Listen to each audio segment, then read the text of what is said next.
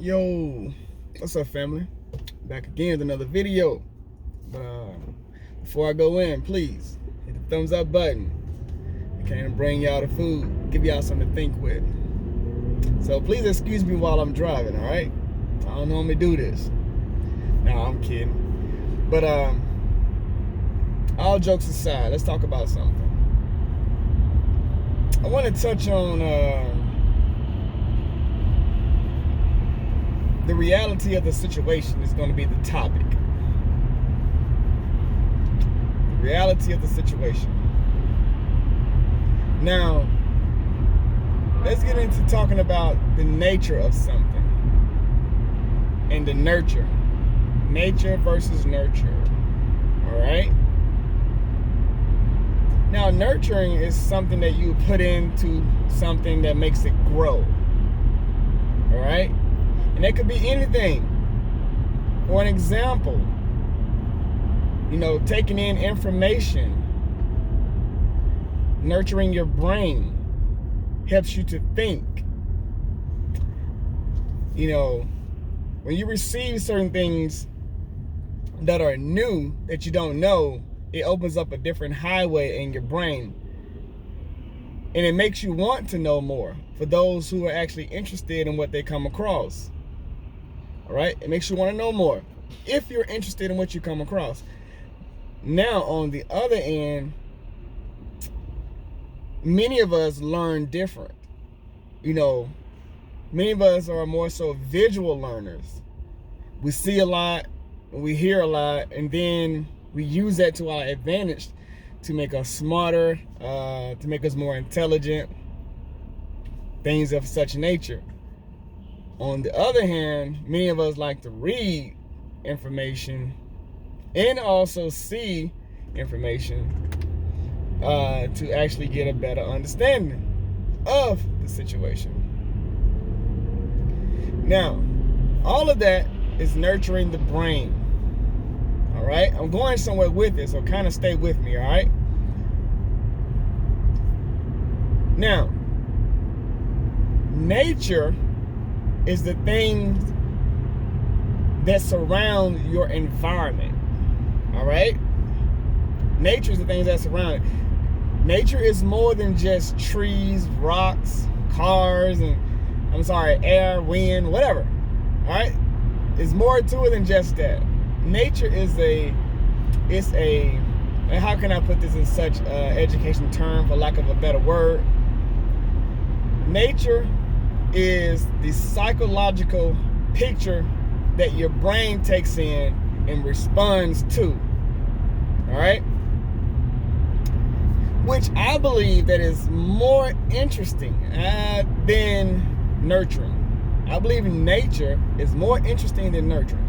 And the reason why I say this is because when you visit certain areas of town and you see younger kids or middle-aged kids, teenagers or young adults, and you see them let's say walking, but they're walking in a sense of matter is as if they don't have transportation, or they're walking and it doesn't look like they're headed in any particular type of direction, and they're walking with their pants down and they're looking like they're in a distress. They're walking as if they look like they're up to no good. All right? Follow me. Once you see that often, and you see that mostly on, let's just say, our people's side of town. You see that mostly on our people's side of town, and it seems like the nature of our people situation is not as good as it is in those other people's situation. All right? Follow me. The brain looks at nature, draws a picture of that nature, and you act and respond to nature in a certain way because how your brain has predicted nature to treat you. So it can be in a defensive mode where your defense goes up and you have attitude problems, or your defense goes up and it brings you bad nerves, or your defense goes up and it makes you doubt. Follow me, you understand where I'm coming from. Now, let's put this in a perspective of men and women. All right? Now, if you take a man or a woman and a man, let's just say a man, he goes places and he sees these women and they act a certain way. They act, let's just say, lack of a better word, they act unclassy. All right? They act unclassy. Use a lot of vulgar language, usually all the time twerking, just they're doing things that's unclassy, let's say. Other than just being educational, they're living outside of the box of being educated, all right? As the older generation would call it, they living their life as a Jezebel. And this is what the man sees on a regular basis when he visit our side of town. All right, he sees that nature of Jezebel. He sees the pimps, he sees the prostitutes, he sees the drugs, he sees the weed, he sees the dice game on the side of the road, he sees the apartment buildings that are run down, he sees lack of education, he doesn't see very many business owners that looks like him. So that nature that he actually sees that is around him, it begins to trigger his brain to form either a defensive, follow what I'm saying, is it going to be defensive towards what he sees, or it's going to be acceptable towards what he sees. All right? He's going to be like, this is very defensive. And his defense mode would kick up. In other words, he would be like, you know what? I'm not going to fall into this particular trap. I'm going to change my lifestyle and do something else different. That would be the defensive mode. The acceptive mode of the nature would be, well, this is normal. I just go with the flow and get in where I fit in. Continue the situation. That's the exact same thing what's going on today. And I want you guys to look at the numbers and the percentages of our situation as our people, what we're producing. Because now it's done by design. Let me just say this. It is done by design by those people. All right? They have to create a nature of something, a bad nature, to be psychologically damaging to the mind. When something is psychologically damaging to the mind puts up a certain defense, and then after so long being defensive, the mind sometimes become, you know what? It's okay, forget it. It is what it is. All right? That's what the mind would say. That's exactly what the mind would say. Because let me tell you this. If you ever been somewhere that you normally don't hear a gunshot, and then when you hear one, you already know, like, oh, that was a gunshot. You're like, wow, that was a gunshot. Okay. And you just keep continuing on like ain't nothing happened. See, that's because of the mind, whatever nature you was in before, have accepted the fact that this is a normal thing. So therefore, when you hear a gunshot, you're like, oh, wow, well, it is what it is. It's just a regular gunshot. Now, let's just say if you was in Walmart. If you was in Walmart and you heard a 12-gauge shotgun go off, you would be like, oh my God. And you would probably start running because you know somebody is shooting other place and somebody's getting killed and you're not trying to be next. So you're going to get the heck out of there. All right? Because the nature of the situation has gotten very ugly. All right? It's not normal. But if you're growing up in an area that those people have designed, and the way they designed it is that they show a picture of your nature where you don't have very many business owners that look like you. You don't have very many entrepreneurs that look like you. You don't have very many millionaires, thousandaires, billionaires that look like you in your area. You don't have very many skyscrapers in your area. All right? So if they keep showing that you don't have a whole lot of this in your area, what that does, listen to me clearly, what that does is set a glass window mind frame of you making yourself saying, well, you know what? All I got to do is reach this level and I'm good. That's what it does. It makes you say, you know what? I just got to get here on this level and I'm straight. I ain't got to have this and I ain't got to have that. I just got to get here. Now think about it. How many generations after generations after generations have we seen with that mindset? Now, I'm not just picking out individuals. I'm talking about generations of people, of our people, have seen the worst of the worst and the bad of the bad. And you can go in every city and go to an MLK street, and all the MLK streets in every city, they seem like they're bad. They seem like they're on the worst side of town. I don't know why, but that's by design.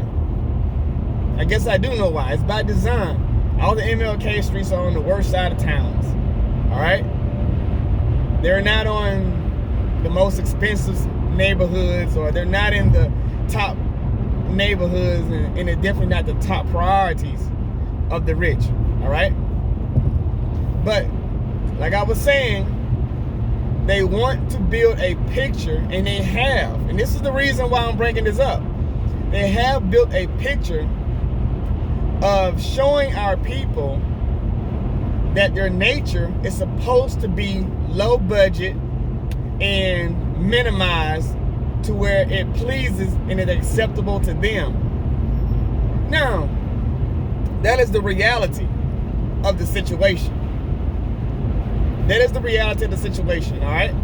So yes, you are allowed to have beauty shops. You are allowed to have barbershops. You're allowed to have nail salons. You're allowed to have car washes. You know, you're allowed to have things of that nature. All right? But when it comes to having something of economic, or should some people call it economic, or economic consequences that can affect them, you're not allowed to have that. You're not allowed to have that. When I say economic consequences, that means that you can make a decision on your business where it can affect them as a whole. Like, for an example, if they say in their economic business, they can make a decision and say, you know what?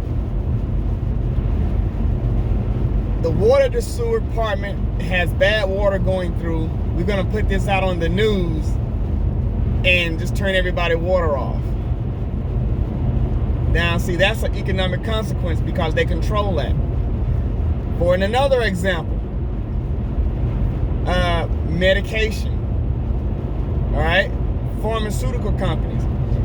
We don't have this particular drug. This particular drug is out of stock. We don't know when we'll get it in. They're controlling the pharmaceutical drug companies. So now, let's say if you have majority of our people catching a certain bacteria, catching a certain fever, catching a certain disease, having certain illness, and there's a certain medication that can treat that certain illness, but they are in charge of the medication, so they can put how much of that medication on the market as they want.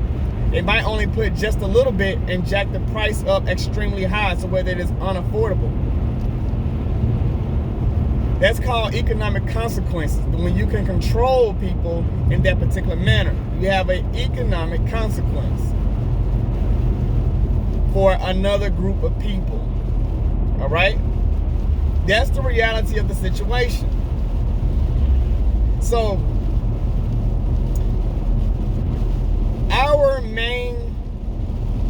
one of our main things, let me say one of them, not the main thing, But one of our main things that we have to understand and what we need to start practicing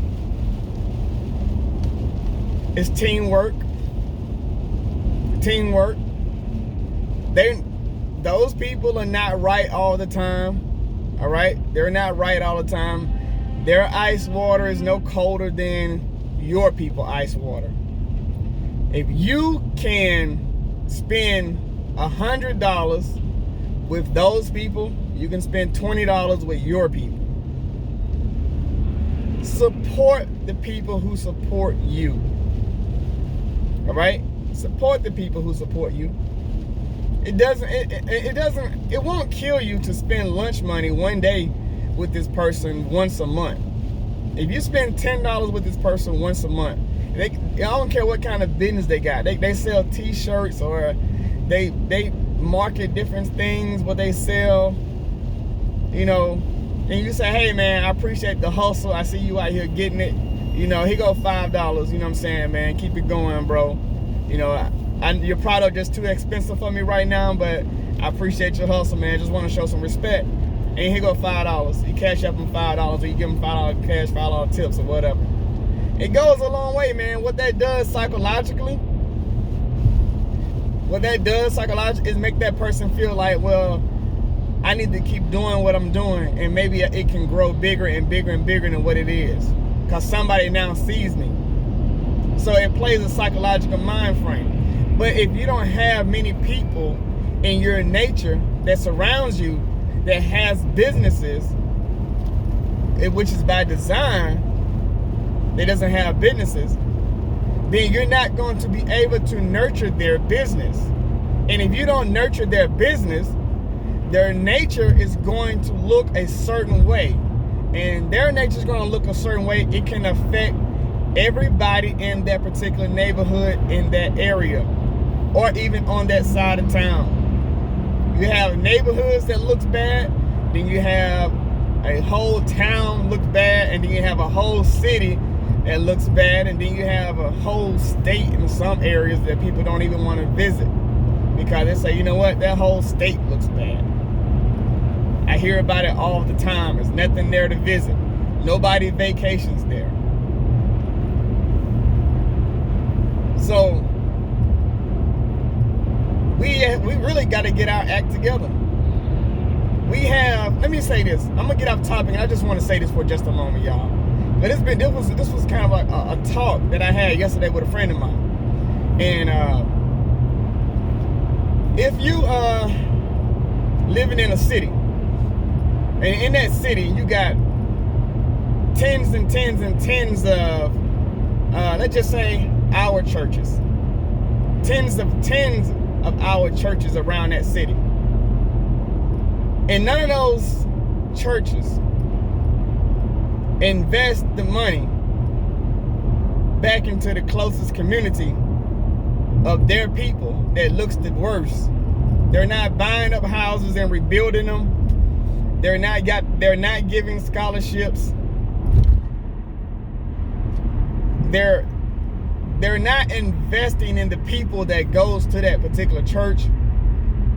The church has a few $1 million in the bank, but you got members that have been going to the church for 10, 20 years and they're struggling financially.